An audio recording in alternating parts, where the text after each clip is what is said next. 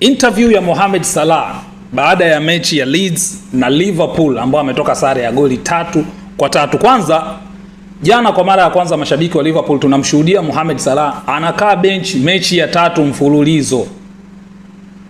And what is worse, Mohamed Salah jana amekaa bench for 90 minutes. Hajapata hata dakika moja. Baada ya mechi Mohamed Salah amefanya interview, na katika ile interview bana, Mohamed Salah ametema nyo, amefunguka na amesema kwamba kwa sasa yeye na kocha wa Liverpool Arne Slot maelewano yao they are not good, mambo hayako vizuri. Lakini tukirudi nyuma kidogo, wakati Mohamed Salah anapigania kupewa mkataba mpya na FSG ni kama walimfungia vioo kiaina hivi, mtu aliyekuwa na backup sana Mohamed Salah ni Arne Slot. I don't know what happened on the way, lakini mtu aliyekuwa anampigania Mohamed Salah apate mkataba mpya Liverpool ni Arne Slot. Na akasema kwamba Mohamed Salah bado tunahitaji msaada wake kwa timu. Arne Slot alizungumza katika interview na alisema kwamba anapigania Mohamed Salah aendelee kubaki Liverpool.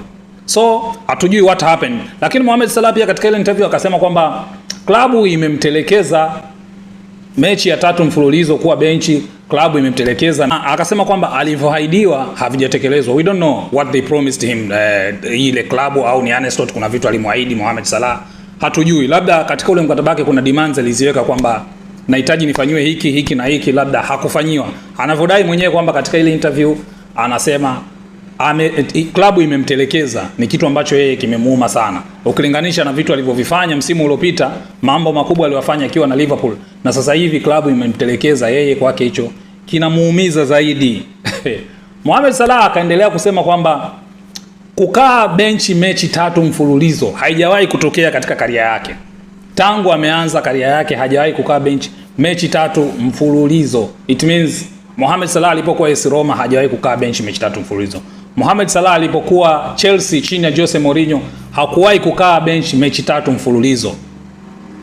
It's like Jose Mourinho alimvalue zaidi Mohamed Salah kuliko Arne Slot sasa hivi anavomtreat. Mohamed Salah akaendelea kusema kwamba klabu inapokuwa haipati matokeo imekuwa lawama zote zinaenda kwake. It's like kuna mtu hataki Mohamed Salah hawe katika klabu ya Liverpool. Salah akaendelea kusema kwamba amewasiliana na mama yake na pia amewaambia wahudhurie katika mechi ya Liverpool na Brighton, na yeye atafurahi kwa sababu mechi hiyo itafanyika Anfield. Kwa hiyo atatumia wakati huo kuwaaga mashabiki wa Liverpool kuelekea katika mashindano ya AFCON. Lakini akasema kwamba atakapokuwa huko hajui ni nini kitatokea, chochote kinaweza kutokea.